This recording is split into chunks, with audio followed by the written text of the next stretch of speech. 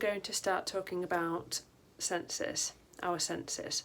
We have a lot more than 5.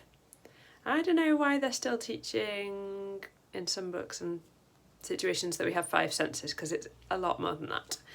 One of the senses that we struggle with as dyspraxics is called proprioception, and it's to do with where I am, where my body is, where my limbs are, and my awareness of that.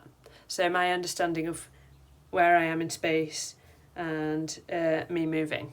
And I'm really rubbish at this, and it used to be even much, much worse. So it's kind of like I don't have much body awareness, like of feeling in my body. I mean, nowadays I'm at a different place with this, but I'll just describe how it was for most of my life, and just less exaggerated these days. So it's like if I would look down at my body, then it's kind of like a surprise that it's here, because I was dissociated from it. So like if I sort of look down at my legs and then sort of like tap my leg, it's like, oh, it's really weird, because I can kind of almost feel that. If I prod it like really hard, and it's like, oh, that's part of me. It's like I'm not that aware that it's there. And then if you think about like something like walking, so because I'm not really like feeling in my body and that I'm aware of my limbs, when I described in an early video me trying to walk to the bus stop and like trying to do the left foot forward, right arm forward crossover thing that you're supposed to do when you walk, but we don't necessarily develop that as a dyspraxic, so we don't have the ability to coordinate in that way just naturally. So my arms would be hanging there and I'd be walking, and if you're walking a certain pace, then your arms start sort of like moving around and you can kind of feel your arms flapping against your body, and then it used to make me think like, oh yeah, what are these doing here? It's kind of like these aren't these kind of like arms, I don't know what to do with these, they're sort of like dangling here, and then I used to think I should try and like look normal by trying to do the actual thing when you swing your arms, and I was doing it wrong. Like I described, I was like doing like right arm forward, right leg forward, and that doesn't work. So this is all part of proprioception. So to describe it with like ball games, if you imagine me as a child on a like rounders pitch on the field. We used to do a game called rounders at school, which is like baseball if you're not in the UK, and it's awful. People love it, but it's awful for me or somebody like with my problems, because the ball, I think it's quite small, maybe a bit smaller than a tennis ball, and the bat is really thin, like a baseball bat. So when you struggle with proprioception, trying to like get a bat that's really thin and trying to hit a ball that's not even that big, and trying to somehow get them to like collide against each other so that you can hit it,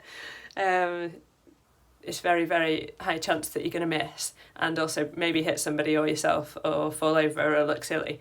And then if the ball, let's say if I'm fielding, so I'm like waiting and I'm supposed to be, I think, trying to catch a ball, although to me, because I never got like the context of what's supposed to be happening without someone explicitly telling me, I never really knew what I was supposed to be doing at any point in time. But I would be standing fielding, which means I'm like standing on the grass, cowering in case a ball appears out of nowhere, because to me it's kind of like, as a child and most of my life, it's like a ball could just be like, if somebody hit it, then it could just come out of nowhere. It could come out of like anywhere and it hit me in the face, or like it's really embarrassing and it might hurt, and it's just so like, it's kind of scary because you're not present in your body to think like something could just happen to your body and like a ball hitting you, and you just got no control over it because you don't know where it's coming from when, and you can't have the ability to like put your hands in the right place to stop it from hitting you.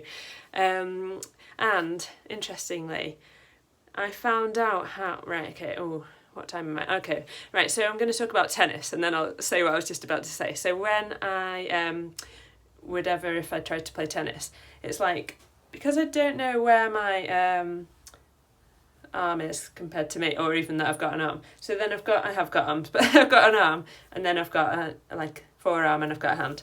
So then if you add in, that's already difficult of like where that is. And then if I want to add in like a racket, then I didn't have the awareness of like, where's the handle, where is that like triangle bit, and then where's the net? So like there's obviously, is it net? You know, the netted bit on the tennis racket, you can actually boing a ball on it, but to me that could be anywhere. I don't know how far away it is or how close it is. I've got no idea. And no sort of like awareness or understanding of it, I suppose. So if the tennis ball was coming my way and I have this racket in my hand, it's kind of like waving about or not, or just dangling because I'm not really that in control of it, and then I could try and hit, and it's kind of like any of my limbs could go in any kind of random direction, but also it's like what used to usually happen was that triangle bit of the racket before the net, the ball goes on that, and then it's just such a fail because it's not going to boing off it. It's really annoying when you want to just like try and hit the ball back and then it's just like doink and then it just goes down. It's quite disheartening. So that's tennis. And then what I was going to say, right, later in my life, obviously when I was an adult, I started working in sports, and I worked in a really amazing sports centre in London. And we had a lot of tennis courts, and there was this one class called cardio tennis. By the way, it's really cool if you ever want to try it. And it's like you don't have to be good at tennis, but you've got a racket in your hand and there's a coach like with tennis balls and stuff like that, but it's basically like a lot of sort of like moving around on the court and there's music playing. So I went to it, and the coach, after like a few minutes of me doing this flailing about thing, this is obviously when I was an adult, so let's think how old I would have been, maybe about 30 by then, roughly. Then he just came over to me and just said, just keep your eye on the ball. It was like, that was it. And then I got it. Because I didn't realise you have to like look at the ball to be able to hit the ball.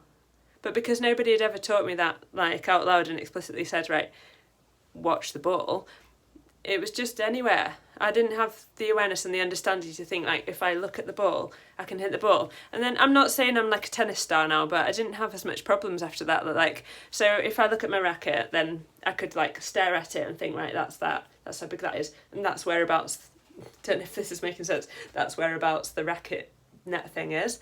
And then I'm going to watch the ball. Oh, I can see it. I'm still watching it. And then I can actually hit it, and it worked. So that's how I solved that one. And that's also how I found out how to catch a ball, because it's very embarrassing if you're dyspraxic or you have these problems. Throwing and catching a ball is very embarrassing because we're so bad. I mean, I say we. I was always so bad. It's like, you know, if you're like trying to throw a ball that way, then you could just go like that and it just goes up, but you were trying to throw it that way because you know that's what you're supposed to be doing, but it like goes up there and then it just like dunks you, or it like hits the wall, and then it's so embarrassing because it's just like, especially if you don't know you're dyspraxic, you just don't know like, why is this so hard, how is everyone doing this? I had a lot of envy for this girl in my class in primary school who like she was this little girl. Well, we were all little, but like, you know, she was like a little bit smaller than the rest of us, kind of petite, but like stocky kind of girl, like sporty type. And then when we played rounders, and then the ball used to come, and she had that bat, that little thin, stupid, and she was like, doom, it was like, boom. It was like amazing. I just felt like, will I ever be, I don't think I'll ever be able to do that, but it's just so cool. It's something that's like out of my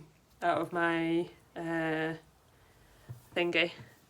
Yeah, so I'm going to talk about other senses and how we're strong in some senses and then we're maybe weak or disabled with our other senses. And today that was about proprioception. So hope that was interesting. Bye.